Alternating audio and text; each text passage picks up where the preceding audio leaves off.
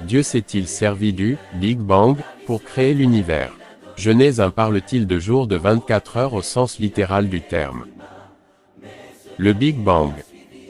Certains chrétiens s'opposent de manière virulente à la théorie du Big Bang, qu'ils considèrent comme une tentative d'expliquer l'origine de l'univers en excluant Dieu. D'autres y adhèrent et croient que c'est Dieu qui a causé le Big Bang. Dieu, dans sa sagesse et sa puissance infinie, aurait tout à fait pu choisir de se servir d'un Big Bang pour créer l'univers, mais il ne l'a pas fait, car ce n'est pas ce que dit la Bible. Voici quelques contradictions entre le récit biblique et la théorie du Big Bang. En Genèse 1, on voit que Dieu a créé la Terre avant le Soleil et les étoiles, alors que la théorie du Big Bang affirme le contraire.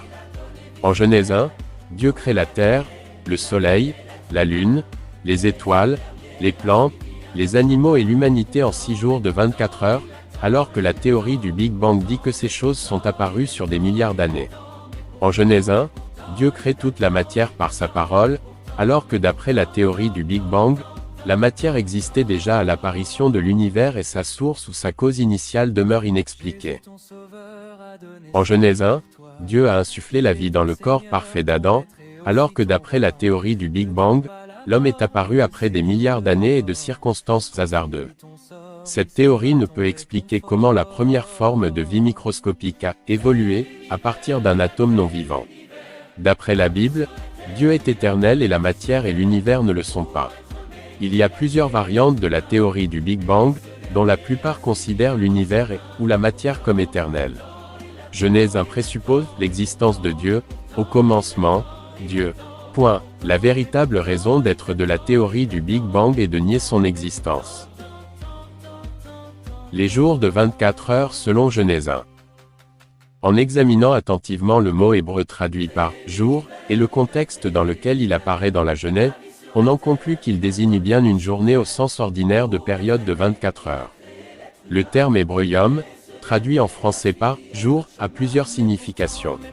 Il peut faire référence à la période de 24 heures correspondant à la rotation de la Terre sur son axe, par exemple, il y a 24 heures en un jour, à la période éclairée allant du matin jusqu'au soir, par exemple, il fait chaud pendant la journée, mais le soir il fait un peu plus frais. Ou à une durée indéterminée, par exemple, les jours heureux de mon enfance. En Genèse 7.11, il désigne une journée de 24 heures. En Genèse 1.16, il fait référence à la journée, allant du matin au soir. En Genèse 2.4, il fait référence à une période de temps indéterminée. Alors, dans quel sens est-il employé en Genèse 1.5 à 2.2, où il est associé à des nombres ordinaux, par exemple le premier jour, le deuxième jour, le troisième jour, le quatrième jour, le cinquième jour, le sixième jour et le septième jour? S'agit-il ici de jours de 24 heures ou d'autre chose? Le terme hébreu yom peut-il désigner ici une période de temps indéterminée? L'interprétation correcte de yom en Genèse 1.5 à 2.2 peut être déterminée tout simplement à partir du contexte, en le comparant à l'emploi de ce mot ailleurs dans les Écritures. Ainsi, nous laissons les Écritures s'interpréter elles-mêmes. Le terme hébreu yom est employé 2301 fois dans l'Ancien Testament. En dehors de Genèse 1, yom associé à un nombre, 410 fois, fait toujours référence à un jour ordinaire, d'une durée de 24 heures.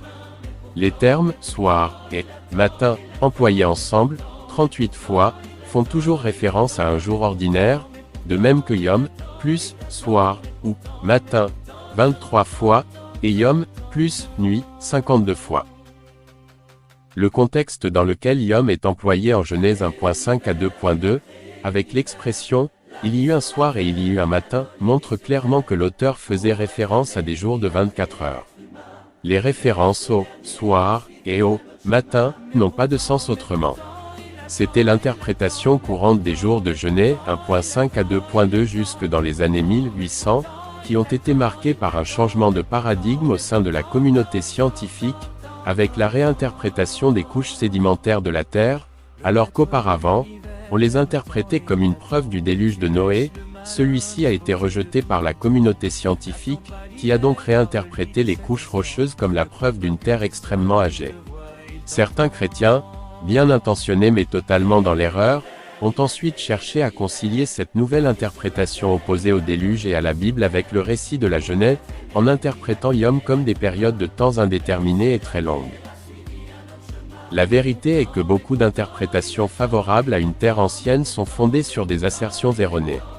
Nous ne devons cependant pas laisser l'étroitesse d'esprit des scientifiques influencer notre lecture de la Bible. D'après Exode 20.9 à 11, Dieu a créé la terre en 6 jours au sens littéral du terme, afin que cela serve de modèle pour la semaine de travail de l'homme, 6 jours de travail, 1 jour de repos. Dieu aurait certainement pu tout créer en un seul instant s'il l'avait voulu, mais apparemment, il pensait déjà à nous bien avant de nous avoir créés, le 6e jour, et voulait nous donner un exemple à suivre. Abonnez-vous à Dr Jérémie et rejoignez le projet Ange de l'Espoir pour faire des nations les disciples de notre Seigneur Jésus-Christ. Amen.